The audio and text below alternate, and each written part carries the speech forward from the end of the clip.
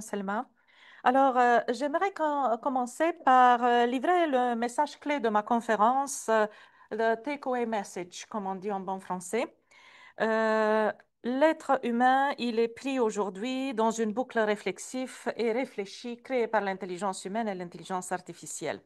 Alors, nous allons examiner cette boucle et ses répercussions à l'aide de plusieurs outils, l'exosomatisation, les niveaux de réalité, qui est un concept transdisciplinaire, le rapport entre sujet, celui qui étudie, et l'objet, ce qui est étudié, qui décrit deux espaces inextricablement liés à l'apprentissage, l'intégration des savoirs versus l'accumulation des savoirs. Alors, pour ce qui est de l'exosomatisation, l'exosomatisation émerge progressivement comme une réflexion sur l'externalisation des capacités naturelles humaines dans des outils technologiques. Et pour la visualiser facilement, un exemple souvent utilisé date de l'époque de l'industrialisation, où la force physique est externalisée du corps humain pour être confiée aux machines et outillages industriels qui allaient faire le travail à la place de l'humain. Aujourd'hui, le concept d'exosomatisation nous intéresse car nous assistons à l'externalisation de l'intelligence humaine pour la placer dans un ordinateur ou autre support technologique sous forme de l'intelligence artificielle. Et dans ce processus d'extériorisation, l'intelligence humaine passe d'un état biologique à un état algorithmique avec des conséquences concrètes sur le plan individuel et collectif. Alors, le concept de exosomatisation trouve son origine au début du XXe siècle avec Bergson et Lotka, et il est développé par plusieurs penseurs importants, dont le philosophe français Bernard Stiegler au début du XXe siècle, dans les années 90 plutôt. De son étude chronologique ressort une idée centrale: l'externalisation de l'intelligence transforme notre esprit. Alors, à l'origine, on voyait l'exosomatisation de l'intelligence comme une libération de l'esprit. On a touché à cet aspect aujourd'hui. Libération de l'esprit des tâches répétitives, rébarbatives, du classement, de l'archivage, du stockage, de trop d'informations. Aujourd'hui, l'intelligence artificielle a dépassé depuis longtemps ces tâches en ce qu'elle accompagne, elle guide l'être humain, voire le supplante, le remplace dans la prise des décisions et le design des solutions. Toujours à l'origine, en libérant l'esprit des tâches répétitives, on s'imaginait accorder davantage d'espace, de valeur et d'attention à l'intuition, à la créativité et à l'apprentissage par des essais et des erreurs, comme disait Engelbart. On voulait approfondir la pensée critique de manière plus complexe et plus organique aussi. Mais une récente étude qui date de janvier 2025, signée par Gerlich et ses associés, conclut sur une corrélation négative significative entre l'utilisation fréquente des outils de l'intelligence artificielle et les capacités de pensée critique. Une autre étude récente de KPMG Canada révèle que 67, presque 70% des étudiants UDM interrogés utilisent ChatGPT et estiment apprendre beaucoup moins qu'auparavant. Nous voyons donc un écart évident entre l'intention d'origine et l'état auquel nous sommes arrivés aujourd'hui.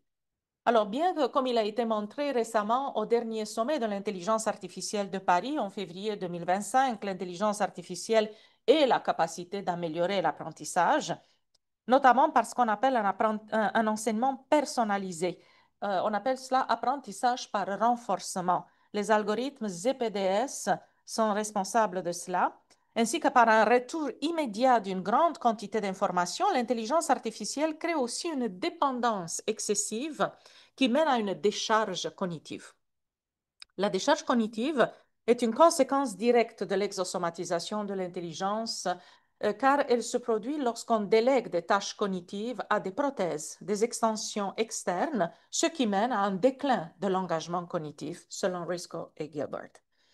Au lieu de profiter de l'espace créé par l'exosomatisation pour se parfaire, l'intellect s'affaiblit. L'intelligence humaine se dévalorise, ce qui crée un grand sentiment d'angoisse. Et à présent, le passage des intelligences artificielles génératives vers l'intelligence artificielle générale ou surhumaine confirme, ne serait que par sa dénomination surhumaine, la dévalorisation de l'action de l'autonomie humaine en faisant s'effondrer la limite entre notre esprit conscient et les algorithmes que nous avons créés pour le refléter. Nous avons créé un environnement humain technologique, comme le voulait Bateson, par exemple, mais qui emprisonne l'esprit humain. Alors, d'un côté, l'intelligence humaine est externalisée comme prolongation de nos attributs pour empuissancer, pour nourrir l'intelligence artificielle qui devient le modèle de référence. D'un autre côté, l'intelligence artificielle est également externalisée de la machine vers l'humain pour y être intégrée en tant que ce qu'on appelle intelligence humaine augmentée. L'esprit humain, ou plutôt une partie de sa réflexion, parce que quand on parle de l'esprit humain ici, on parle de son niveau rationnel, donc de l'intellect, devient un hybride de processus biologiques et technologiques où la cognition et la pensée sont le résultat de l'interaction entre nos capacités naturelles et les technologies que nous développons. Et cette vision s'aligne avec une des perspectives en philosophie de l'esprit et en sciences cognitives, telles que proposées par les théories de l'esprit étendu, Extended Mind Theory, Andy Clark et David Chalmers, qui montrent que les outils, les dispositifs externes que nous utilisons deviennent de partie intégrante de notre esprit. L'intelligence artificielle devient donc partie intégrante de notre intellect. Et c'est ici toute la différence entre l'externalisation de la force physique vers les machines industrielles qui demeurent des entités à part notre corps physique et l'intelligence artificielle que nous réintégrons.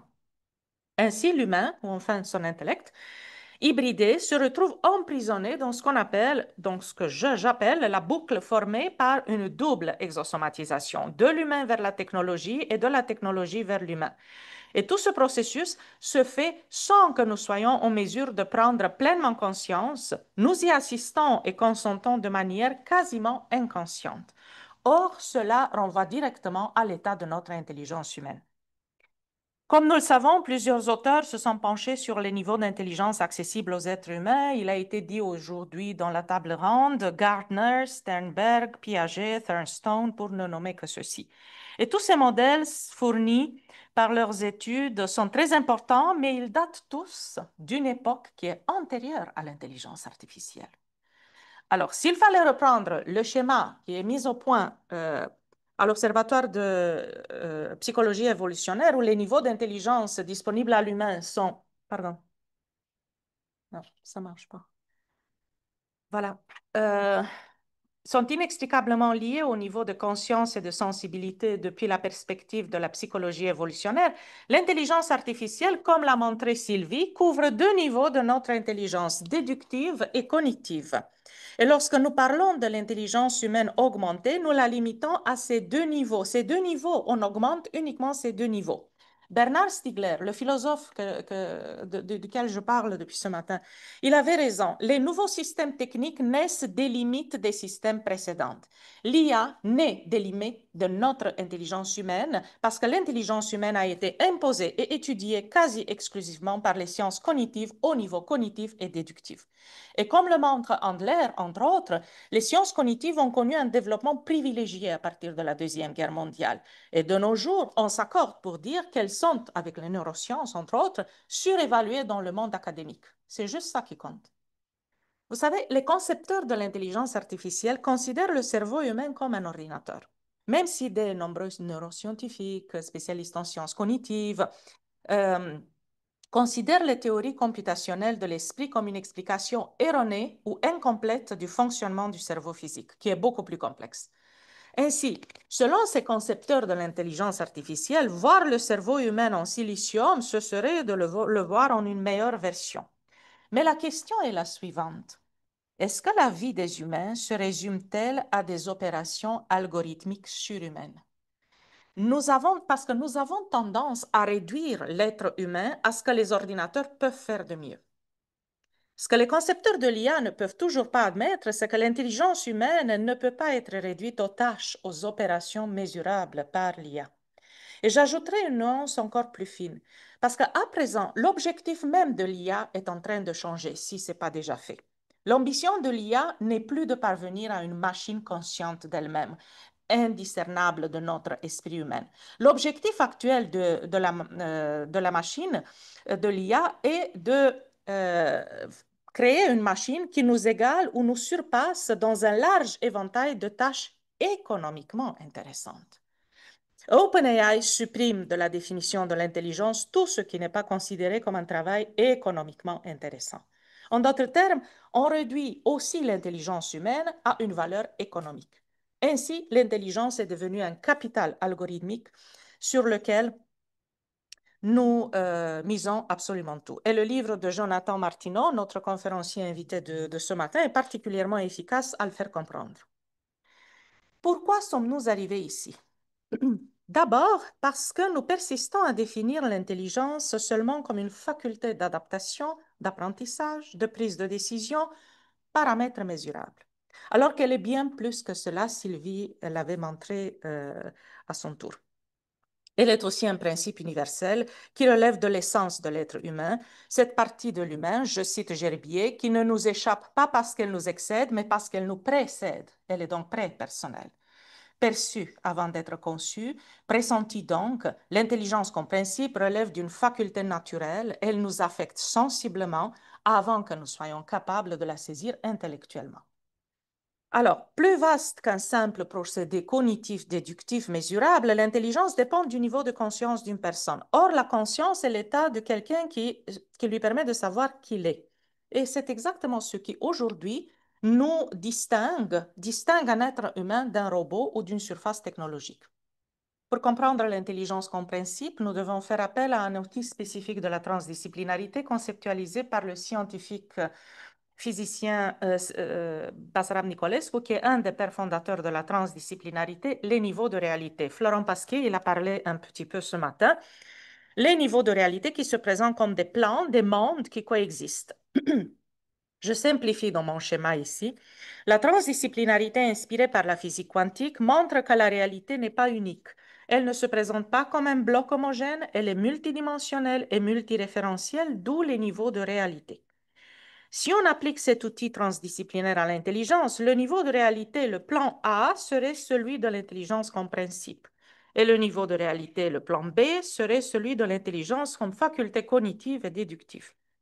Ces deux niveaux de réalité répondent au concept proposé par Nicolescu, en ce que chaque niveau est un code de compréhension de l'intelligence, détient ses propres lois, il est en rapport de discontinuité l'un par rapport à l'autre. Puis nous sommes arrivés ici parce qu'il y a une rupture de laquelle j'ai parlé ce matin entre le sujet, celui qui étudie, exerce une profession, et l'objet, ce qui est étudié ou manié. Cette rupture n'est pas nouvelle, elle date du XVIIe siècle, elle se creuse plus rapidement que jamais à présent. De la rupture sujet-objet entre ce qui on est et ce qu'on fait résulte un seul niveau de réalité, comme le montre Nicolescu, ce qui nous intéresse dorénavant est ce qui se passe dans un seul plan extérieur à l'être humain. L'être humain se perd donc dans un océan des savoirs qu'il n'intègre plus parce qu'il a été amputé de son espace intérieur. L'espace où sont intégrés en fait les savoirs versus l'espace extérieur, l'espace d'accumulation des savoirs. Le sujet n'est plus nécessaire dans un monde où les objets peuvent exister indépendamment. De nos jours, on parle d'objets frontières avec Starr, Bruno Latour, Calon. Et au lieu de placer en face de cet objet frontière une personne frontière, on réduit le sujet à un bruit, une perturbation qu'il convient d'éliminer afin de ne plus gêner l'atteinte d'une connaissance dite objective, pour citer Edgar Morin. De nos jours, avec le développement de l'intelligence artificielle, l'objectivité scientifique ne doit plus apparaître uniquement dans l'esprit humain. Des structures inorganiques non humaines, douées d'une intelligence haute, artificielle, se développent pour contenir les savoirs sur un plan extérieur à l'humain, dans des objets devenus intelligents, d'où l'on restitue ou on impose métamorphoser ces savoirs uniformisés à l'être humain. Transformer ainsi en une machine incomplète, l'être humain perd son intégralité. Et en perdant son intégralité, il perd son intégrité. Aujourd'hui, c'est l'algorithme qui nous dit quel type d'être humain nous devrions être, nous pourrions être, nous aimerions être. Voilà pourquoi la rupture entre sujet et objet, entre ce que l'on est et ce que l'on fait, se traduit par une augmentation continue des problèmes de santé mentale, anxiété, détresse psychologique, suicide chez les étudiants. Merci. Je mentionne ici deux enquêtes récentes, dont l'une de 2024, ici au Québec, à titre évocateur, tant pour toi. Ce sont des données parmi d'autres qui soulignent certes l'urgence d'interventions ciblées pour soutenir la santé mentale des étudiants ou des politiques d'intervention pour stopper la décharge cognitive et le désengagement étudiant, mais il faut admettre que cela ne résoudra jamais en profondeur le problème de la dissociation imposée dans l'être humain, qui s'accentue plus que jamais avec l'intelligence artificielle.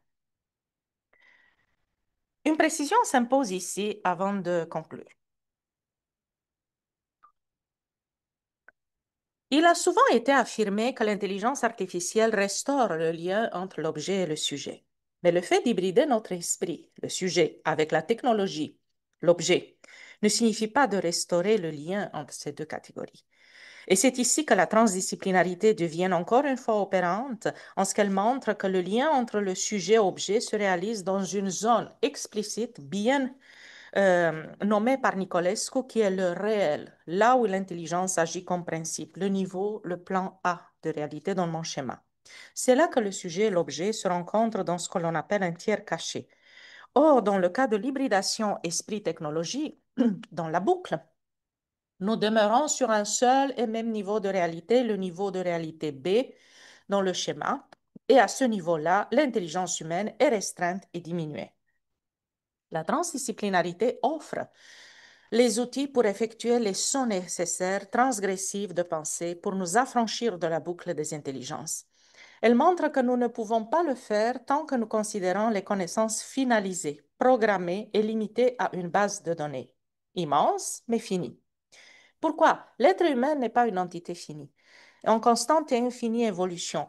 Voilà pourquoi nous devons passer d'une pensée simplifiante disciplinaire qui conviendra dorénavant à l'intelligence artificielle et à la soi-dite intelligence humaine augmentée, à une pensée complexe transdisciplinaire qui convient à l'intelligence humaine intégrale. On voit clairement pourquoi il ne faut pas céder à la fascination de cette intelligence humaine augmentée.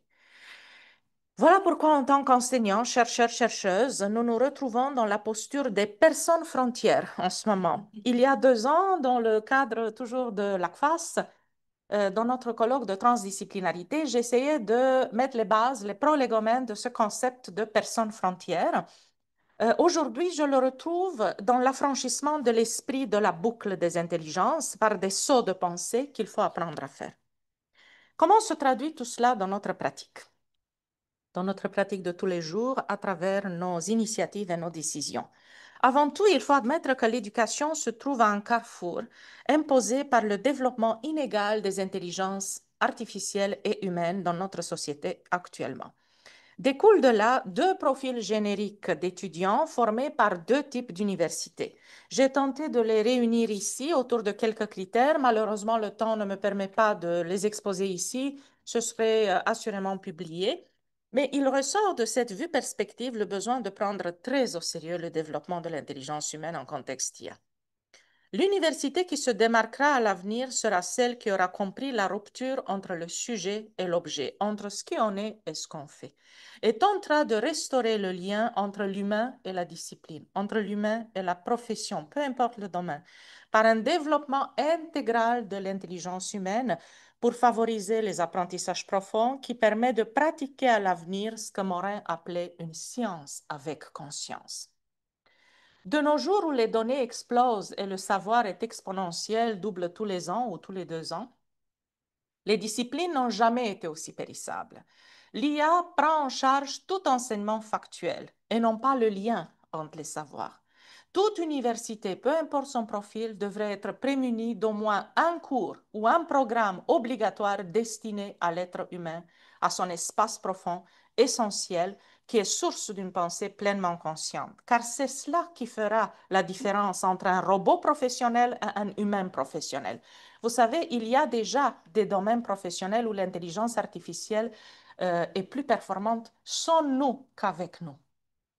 Toutes les universités, sans exception, adopteront l'intelligence artificielle dans un avenir très proche, sinon à présent. Ceci ne sera ou n'est plus une marque de distinction.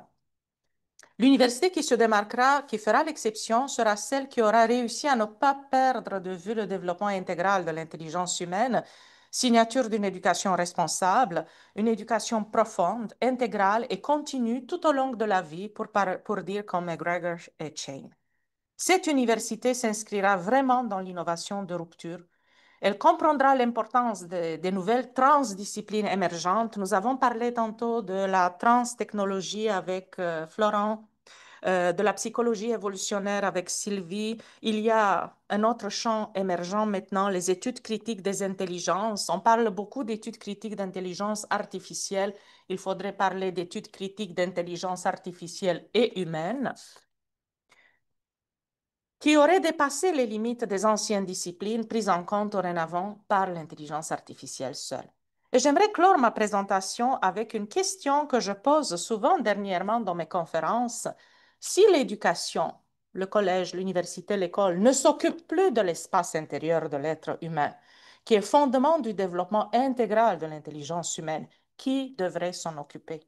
Surtout aujourd'hui où l'humain n'a jamais été aussi dissocié de lui-même. J'étais uniquement dans un plan extérieur à soi, d'où l'augmentation inadmissible des problèmes de santé mentale parmi les gens jeunes qui feront la société de demain. Quelle structure, quelle formation, quelle approche devrait prendre en charge l'être humain au complet, au-delà des limites extérieures imposées à son intelligence par l'intelligence artificielle, et dans quel rapport ces structures se situeraient-elles par rapport à l'université? J'estime qu'il est très important de poser cette question à ce moment de changement profond de paradigme qui est engendré par l'intelligence artificielle. Merci de m'avoir écouté.